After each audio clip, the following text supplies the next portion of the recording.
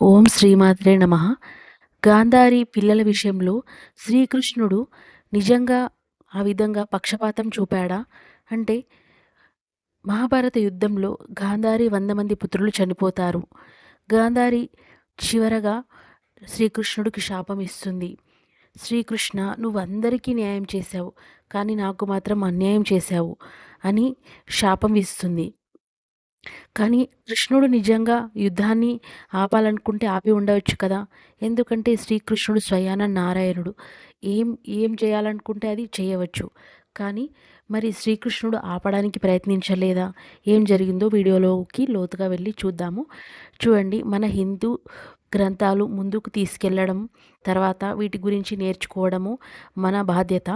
మనము ఎన్నో వీడియోస్‌ని చూస్తూ ఉంటాము. అందులో ఎక్కువగా వైరల్ అయ్యేవి పిచ్చి పిచ్చిగా ఉన్న వీడియోసే ఉంటాయి. మనం వాటిని వైరల్ చేయొద్దు. లైక్ కూడా చేయొద్దండి. మనము మంచి వీడియోలని లైక్ చేయడం ద్వారా, సబ్స్క్రైబ్ చేసుకోవడం ద్వారా ఇది ఇంకా ముందుకు వెళ్తుంది. తద్వారా చెప్పిన వారికే కాకుండా విన్న వారికి కూడా లాభం కలుగుతుంది. అందుకే మీరు మన ఛానల్‌ని సబ్స్క్రైబ్ చేసి లైక్ చేయండి. మీరు కామెంట్ సెక్షన్‌లో కూడా మీకు సజెషన్స్‌ని గానీ, మీరు ఎలాంటి వీడియోస్ కావాలనుకుంటున్నా వాటి గురించి కూడా పోస్ట్ చేయండి. అయితే గాంధారి విషయంలో నిజంగా అన్యాయం జరిగిందా లేదా? శ్రీకృష్ణుడు మరి యుద్ధాన్ని ఆపడానికి ప్రయత్నించలేదా అనేది చూడండి ఒకసారి. శ్రీకృష్ణుడు రాయబారిగా హస్తినాపురానికి వెళ్తాడు. ఎందుకు వెళ్తాడంటే, ద్రౌపదిని వివస్త్రను చేసిన తర్వాత వాళ్ళు వనవాసము మరియు ముగించుకొని వచ్చిన తర్వాత యుద్ధాన్ని ప్రకటిస్తారు. యుద్ధాన్ని ప్రకటించిన తర్వాత ఇంకా గాంధారి మరియు ధృతరాష్ట్రుడికి విపరీతమైన భయం కలుగుతుంది. ఎందుకంటే తమ పుత్రులు స్వయాన దుర్బుద్ధి కలవారు, ఎలాంటి శక్తిహీనులు కాబట్టి. శక్తితో పోల్చుకుంటే పంచపాండవులతో ఎవరు సరితూగరు. ఇటువైపు భీష్ముడు ఉన్నా కానీ ఏం జరుగుతుందో తెలియదు భవిష్యత్తు. ఎందుకంటే కృష్ణుడు పంచపాండవుల వైపు ఉన్నాడు. అయితే మరి శ్రీకృష్ణుడు ఎలా ప్రయత్నించాడు, ఏం జరిగిందో ఒకసారి చూడండి. శ్రీకృష్ణుడు పాండవుల పాండవుల తరపున రాయబారిగా హస్తినాపురానికి వెళ్తాడు. ఎందుకంటే యుద్ధాన్ని ఆపడానికి. చివరి ప్రయత్నంగా శ్రీకృష్ణుడు ప్రయత్నిస్తాడు. ధృతరాష్ట్రుడి దగ్గరికి వెళ్తాడు. మీరు పంచపాండవులకు 5 రాజ్యాలు ఇవ్వండి. ముందుగా వాళ్ళకిచ్చిన చిన్న రాజ్యాన్ని కూడా వాళ్ళు ఎంతో పెద్ద రాజ్యంగా మలుచుకున్న మీరు దాన్ని కూడా లాక్కొని ద్రౌపదిని అవమానించి వాళ్ళని వనవాసానికి పంపించారు. వాళ్ళు అదే కోపంతో మీ పైన యుద్ధాన్ని ప్రకటించారు. కాబట్టి మీరు వాళ్ళని క్షమించమని అడగండి. ద్రౌపదిని అడగండి. అలాగే వాళ్ళకు ఒక 5 రాజ్యాలు ఇవ్వండి అని శ్రీకృష్ణుడు ధృతరాష్ట్రుడికి అడుగుతాడు. అప్పుడు దుర్యోధనుడు 5 రాజ్యాలు కాదు కదా! ఒక సూది పట్టేంత స్థలాన్ని కూడా నేను వాళ్ళకి ఇవ్వను అని అంటాడు. పైగా శ్రీకృష్ణుడిని "నువ్వు నా దగ్గరికే వస్తావా? ఆ! నేను నిన్ను ఎలా బంధిస్తానో చూడు" అని అంటాడు. అక్కడ ఉన్న భీష్ముడు, ధృతరాష్ట్రుడు కూడా "ఏం చేస్తున్నావు పుత్రా? శ్రీకృష్ణుడు స్వయాన నారాయణుడు. అతన్ని బంధించడం ఎవరి తరమూ కాదు" అని అంటాడు. అయితే దుర్యోధనుడు సైనికులకు చెప్తాడు. శ్రీకృష్ణుడిని బంధించండి అని అంటాడు. అప్పుడు అక్కడ ఉన్న సైనికులు శ్రీకృష్ణుడిని బంధించడానికి గొలుసులను తీసుకోవడానికి ప్రయత్నిస్తారు. కానీ అప్పుడు ఏమాత్రం ఆ గొలుసులు కూడా లేవవు. అంటే చాలా బరువైపోతాయి. కర్ణుడు కూడా దుర్యోధనుడికి చెప్తాడు, మిత్రమా, శ్రీకృష్ణుడు స్వయాన నారాయణుడు. కాబట్టి నువ్వు అతన్ని ఏమి చేయలేవు. కాబట్టి నువ్వు ఇలా చేయకూడదు. యుద్ధాన్ని మనం ఒప్పుకుందాం, యుద్ధంలో ప్రయత్నిద్దామని అంటారు. అయితే అప్పుడు దుర్యోధనుడు లేదు, నేను బంధిస్తాను అని అంటాడు.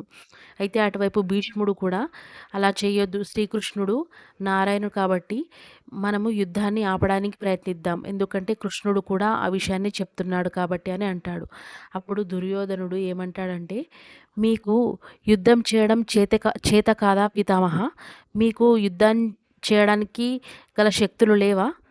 మీకంటే చిన్న రాజ్యాలకు ఉన్న రాజులు ఇంకా చాలా నయ్యమని అంటాడన్నట్టు. అంటే బెటర్ అని అంటాడు. అప్పుడు భీష్ముడికి చాలా కోపం వస్తుంది. అలాగే అక్కడున్న ధృతరాష్ట్రుడు తర్వాత ఇంకా ఇంకా ఉన్న వాళ్ళందరికీ కూడా మీ పైన మీ శక్తి పైన మీకు నమ్మకం లేనే లేదు. అందుకని యుద్ధం చేయడానికి భయపడుతున్నారు. నాకు నా శక్తి పైన నమ్మకం ఉంది. కాబట్టి నేను యుద్ధాన్ని ఆపను. యుద్ధం చేస్తాను అని చాలా విర్రవీగి అహంకారపు మాటలు మాట్లాడతాడు. స్వయాన శ్రీకృష్ణుడు వీళ్ళ మనసు మారితే యుద్ధాన్ని ఆపి ఉండవచ్చేమో. ఎందుకంటే ఎప్పుడు శ్రీకృష్ణుడు స్వయాన అంటే చాలా వరకు చెప్తాడు ద్రౌపదితో, ఈ కాలం అనేది, ఈ లోకం అనేది మనుషుల ఆలోచన పైనే వెళ్తుందని అంటారు. ఒక మనిషి తను ఎలా ఆలోచిస్తాడో ఆ ఆలోచనలోనే ముందుకు వెళ్తాడంట. మంచిగా ఆలోచిస్తే మంచిగా వెళ్తాడు, చెడుగా ఆలోచిస్తే చెడుగా వెళ్తాడు. దానిపైనే నడుస్తుంది ఈ ప్రకృతి అని చాలాసార్లు చెప్తాడు. అయితే శ్రీకృష్ణుడు ప్రయత్నిస్తాడు. ప్రకృతి దానంతట అదే ఈ ఏర్పాట్లను, యుద్ధానికి సంబంధించిన ఏర్పాట్లను చేసుకుంటుంది. ఎందుకంటే శ్రీకృష్ణుడు కూడా ఏం చేస్తాడండి, ఇలాంటి మూర్ఖులను మార్చలేడు. కాబట్టి ఇలాంటి వారికి తగిన శాస్తి జరుగుతుంది అని శ్రీకృష్ణుడు ఊరికి ఇంకా మంచి చేయడానికి ప్రయత్నిస్తాడు. కానీ ఇతన్ని బంధించడానికి అంటే శ్రీకృష్ణుని బంధించడానికి దుర్యోధనుడు వెనకాడడు. తను గొలుసులతో సహా శ్రీకృష్ణుడిని బంధిస్తాడు. అప్పుడు శ్రీకృష్ణుడు తన శక్తితో అన్ని రూపాలలో దర్శనమిస్తాడు. అటు భీష్ముడుగా, ధృతరాష్ట్రుడిగా, కర్ణుడిగా, ఇంకా అక్కడున్న దుశ్శాసనుడిగా అన్ని రూపాలలో మన దుర్యోధనుడికి దర్శనమిచ్చి తన శక్తి ఏంటో చూపిస్తాడు. అప్పుడు దుర్యోధనుడు ఒక లోకం నుంచి ఇంకో లోకం వచ్చినట్టుగా శ్రీకృష్ణుడి లీలను అర్థం చేసుకుంటాడు. అర్థం చేసుకున్నా కూడా ఇంకా తన గుణం అనేది మారదు కదండి. గుణం పుట్టుకతో వచ్చిన గుణం పోయేదాకా పోదు అని అంటారు కదా.